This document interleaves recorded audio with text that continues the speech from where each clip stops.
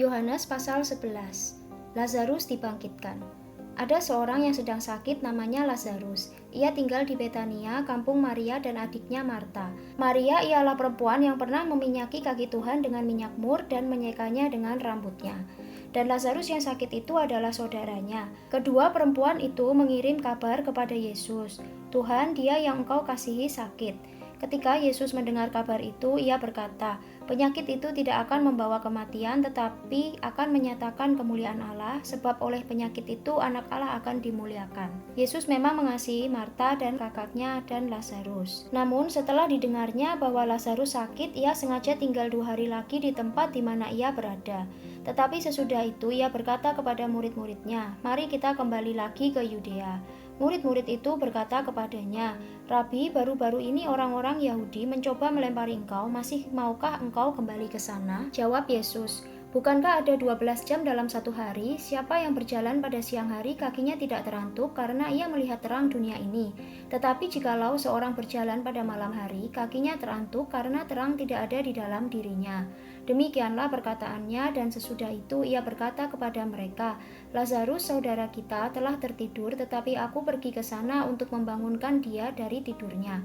Maka kata murid-murid itu kepadanya, "Tuhan, jikalau ia tertidur, ia akan sembuh." Tetapi maksud Yesus ialah tertidur dalam arti mati, sedangkan sangka mereka Yesus berkata tentang tertidur dalam arti biasa. Karena itu Yesus berkata dengan terus terang, "Lazarus sudah mati, tetapi syukurlah aku tidak hadir pada waktu itu, sebab demikian lebih baik bagimu supaya kamu dapat belajar percaya. Marilah kita pergi sekarang kepadanya." Lalu Thomas yang disebut Didimus berkata kepada teman-temannya, yaitu murid-murid yang lain, "Marilah kita pergi juga untuk mati bersama-sama dengan dia." Maka ketika Yesus tiba, didapatinya Lazarus telah 4 hari berbaring di dalam kubur. Betania terletak dekat Yerusalem, kira-kira 2 mil jauhnya. Di situ banyak orang Yahudi telah datang kepada Marta dan Maria untuk menghibur mereka berhubung dengan kematian saudaranya. Ketika Marta mendengar bahwa Yesus datang, ia pergi mendapatkannya, tetapi Maria tinggal di rumah. Maka kata Marta kepada Yesus, "Tuhan, sekiranya engkau ada di sini, saudaraku pasti tidak mati. Tetapi sekarang pun aku tahu bahwa Allah akan memberikan kepadamu segala sesuatu yang engkau minta kepadanya."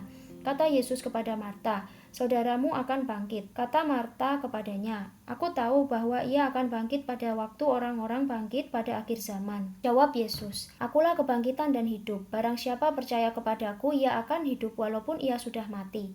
Dan setiap orang yang hidup dan yang percaya kepadaku tidak akan mati selama-lamanya. Percayakah engkau akan hal ini?" Jawab Marta, "Ya Tuhan, aku percaya bahwa engkaulah Mesias, anak Allah, dia yang akan datang ke dalam dunia." Dan sesudah berkata demikian, ia pergi memanggil saudaranya Maria dan berbisik kepadanya, "Guru ada di sana dan ia memanggil engkau." Mendengar itu, Maria segera bangkit lalu pergi mendapatkan Yesus. Tetapi waktu itu Yesus belum sampai ke dalam kampung itu. Ia masih berada di tempat Marta menjumpai dia. Ketika orang-orang Yahudi yang bersama-sama dengan Maria di rumah itu untuk menghiburnya melihat bahwa Maria segera bangkit dan pergi keluar, mereka mengikutinya karena mereka menyangka bahwa ia pergi ke kubur untuk meratap di situ. Setibanya Maria di tempat Yesus berada dan melihat dia, tersungkurlah ia di depan kakinya dan berkata kepadanya, "Tuhan, sekiranya engkau ada di sini, saudaraku pasti tidak mati." Ketika Yesus melihat Maria menangis dan juga orang-orang Yahudi yang datang bersama-sama dia, maka masyhurlah hatinya. Ia sangat terharu dan berkata, "Di manakah dia kamu baringkan?" Jawab mereka, "Tuhan, marilah dan lihatlah." Maka menangislah Yesus. Kata orang-orang Yahudi, "Lihatlah betapa kasihnya kepadanya." Tetapi beberapa orang diantaranya berkata, "Ia yang memelekkan mata orang buta, tidak sanggupkah ia bertindak sehingga orang ini tidak mati?" Maka masyhurlah pula hati Yesus, lalu ia pergi ke kubur itu. Kubur itu adalah sebuah gua yang ditutup dengan batu. Kata Yesus, "Angkat batu itu." Marta, saudara orang yang meninggal itu, berkata kepadanya, "Tuhan, ia sudah berbau sebab sudah 4 hari ia mati." Jawab Yesus, "Bukankah sudah kukatakan kepadamu, jikalau engkau percaya, engkau akan melihat kemuliaan Allah?" Maka mereka mengangkat batu itu. Lalu Yesus menengadah ke atas dan berkata, "Bapa, aku mengucap syukur kepadamu karena engkau telah mendengarkan aku. Aku tahu bahwa engkau selalu mendengarkan aku, tetapi oleh karena orang banyak yang berdiri di sini mengelilingi aku mengatakannya supaya mereka percaya bahwa engkaulah yang telah mengutus aku." Dan sesudah berkata demikian, berserulah ia dengan suara keras, "Lazarus, marilah keluar." Orang yang telah mati itu datang keluar, kaki dan tangannya masih terikat dengan kain kapan dan mukanya tertutup dengan kain peluh. Kata Yesus kepada mereka, "Bukalah kain-kain itu dan biarkan ia pergi."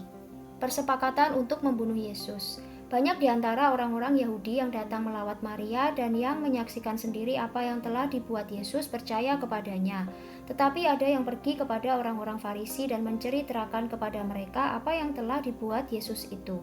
Lalu imam-imam kepala dan orang-orang Farisi memanggil mahkamah agama untuk berkumpul dan mereka berkata, "Apakah yang harus kita buat? Sebab orang itu membuat banyak mujizat. Apabila kita biarkan dia, maka semua orang akan percaya kepadanya dan orang-orang Roma akan datang dan akan merampas tempat suci kita serta bangsa kita." Tetapi seorang di antara mereka, yaitu Kayafas, imam besar pada tahun itu, berkata kepada mereka, "Kamu tidak tahu apa-apa, dan kamu tidak insaf bahwa lebih berguna bagimu jika satu orang mati untuk bangsa kita daripada seluruh bangsa kita ini binasa." Hal itu dikatakannya bukan dari dirinya sendiri, tetapi sebagai imam besar pada tahun itu, ia bernubuat bahwa Yesus akan mati untuk bangsa itu, dan bukan untuk bangsa itu saja, tetapi juga untuk mengumpulkan dan mempersatukan anak-anak Allah yang tercerai-berai. Mulai dari hari itu mereka sepakat untuk membunuh dia. Karena itu Yesus tidak tampil lagi di muka umum di antara orang-orang Yahudi.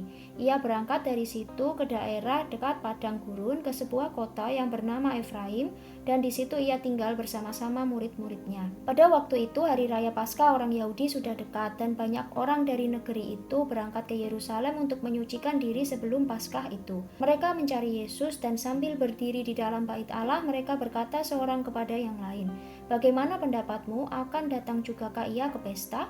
Sementara itu imam-imam kepala dan orang-orang Farisi telah memberikan perintah supaya setiap orang yang tahu di mana dia berada memberitahukannya agar mereka dapat menangkap dia.